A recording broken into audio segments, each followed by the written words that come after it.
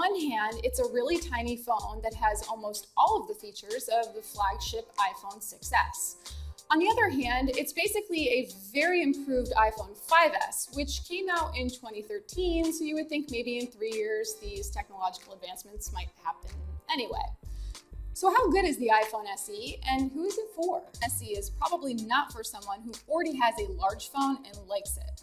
Over the past few days, I have found that it feels pretty weird to go back to a smaller smartphone after using big screen phones, or even using a normal-sized 4.7-inch phone like the iPhone 6S. The iPhone SE is really for people who want to stick with that smaller 4-inch display size. It's also the least expensive iPhone that Apple has ever sold, at least in terms of starting price, which is $399 for a 16-gigabyte phone.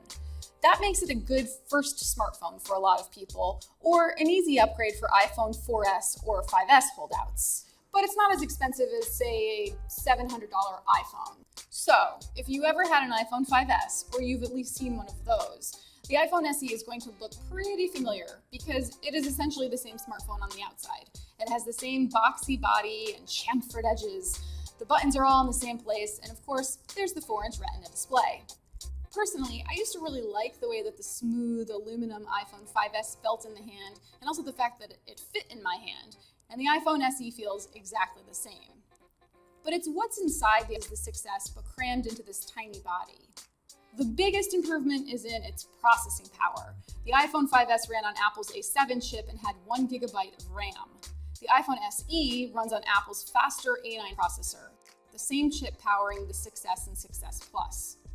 Apple hasn't said how much RAM the new phone has, but based on my experience so far, the SE feels super speedy. The more efficient processor also impacts battery life, and in a good way. Even though they're the exact same size, the iPhone SE gets better battery life than the older iPhone. The camera is also a lot better than the camera on an older iPhone. It focuses more quickly, the 12-megapixel rear camera sensor matches the rear camera in the iPhone 6S, and the front-facing camera has a Retina flash for selfies. The iPhone SE actually captures 4K video.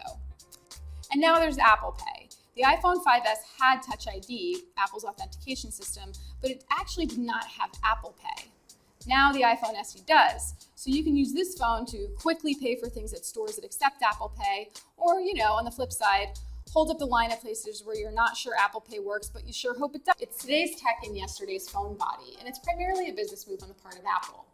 How can we get people upgrading to iPhones and not buying $300 or less Android smartphones, goes the thinking. And in truth, it's probably pretty smart thinking. Because even though the iPhone SE doesn't have all of the features of the flagship iPhone 6S, it has made improvements where it matters. All of this, coupled with the new software for newer iPhones, makes the iPhone SE kind of a no-brainer for people who are looking for an upgrade. Or, for people with really small hands.